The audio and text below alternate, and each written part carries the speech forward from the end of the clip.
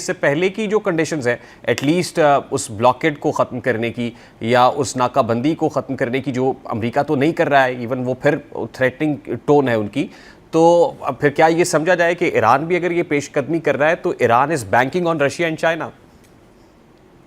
بالکل، اور ان کے ساتھ ان کے مشورے سے اور سارے ریجن کے ساتھ چل کے. آپ کو یاد ہوگا ہم نے آپ کے پروگرام میں ایک دفعہ کہا تھا، جب لوگ بہت زیادہ ہیپ ہیزرڈ میں بیانات دے رہے تھے، نیگوسیشن آج ہی کچھ ہو جائے گا، کل ہی کچھ ہو جائے گا، اور آپ بھی ایگری کر رہے تھے کہ اس طرح کی نیگوسیشنز جو ہیں بہت ٹائم لیتی ہیں، بہت لیئرڈ ہوتی ہیں. یہ ایسے نہیں ہو سکتا کہ ہم بیٹھیں گے، چائے پیئیں گے اور معاہدے ہو چکے ہوں گے. تو یہ اب چیزیں کھل کر عام آدمی تک بھی کھل کر آ رہی ہیں کہ یہ چیزوں کی جہتیں ہیں کتنی، ان کی پرتیں ہیں کس قسم کی. جن کو کل رشیا اور چائنا نظر نہیں آ رہا تھا، ان کو بھی آج آنا شروع ہو گیا کہ اس کے سٹیک ہولڈرز بہت زیادہ ہیں. آج ان کو بھی یہ دکھائی دینا شروع ہو گیا کہ UAE جو ہے وہ کھل کر یہ کہہ رہا ہے کہ اسٹریٹ آف ہرمز کو بائی فورس واپس لینا ہے.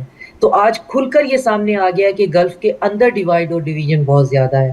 تو ان ساری چیزوں کے ساتھ اب ایران کے پاس جو ہے اور یہ میرے پاس 2 دن پہلے سے ہے کہ یہ جو خبر ہے آج انہوں نے آفیشیل کی ہے، لیکن آفیشیل خبر میں مجھے یہ میرے علم میں نہیں ہے کہ انہوں نے کیا شرائط رکھی ہیں.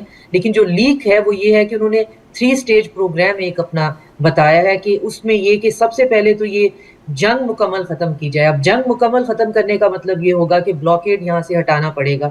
بلاکیڈ جو ہے that is also a form of war, اس کو وار ٹیکٹکس کے طور پہ ہی استعمال کیا جا رہا ہے. تو بلاکیڈ ہٹے گا.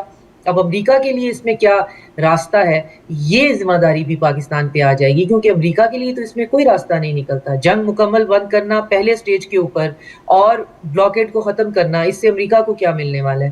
دوسرے سٹیج پہ رشیا، چائنا، سعودی عربیہ، ترکی، ایجپٹ، ہم بیٹھ کر ڈیسائیڈ کر لیتے ہیں.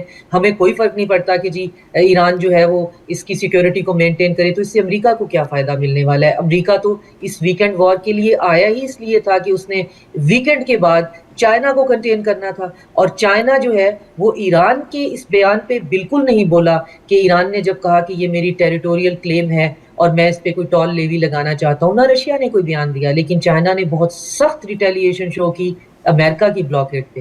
تو چائنا کو تو یہ سوٹ کرتا ہے کہ وہ اسٹریٹ آف ہرمز جو ہے آپریشنل رہے اور وہ ایران جو ہے اسے آپریشنلائز کرتا رہے، اور چائنا کے لیے ون ون سچویشن ہے، رشیا کے لیے بھی. لیکن دونوں کو یہ سوٹ نہیں کرتا کہ امریکہ وہاں بلاکیڈ بنا کے، یا جو چیز ایک نارملائز ہو گئی ہے کہ اس اسٹریٹ کو کوئی اور بھی سنبھال سکتا ہے، یہ فری نہیں ہے، اس کو اب دوبارہ سے جو ہے ڈیسینٹیسائز کر دیا جائے. نہیں، چائنا اور رشیا کو سوٹ کرتا ہے کہ وایا ایران وہ اسٹریٹ آف ہرمز کا کنٹرول رکھیں.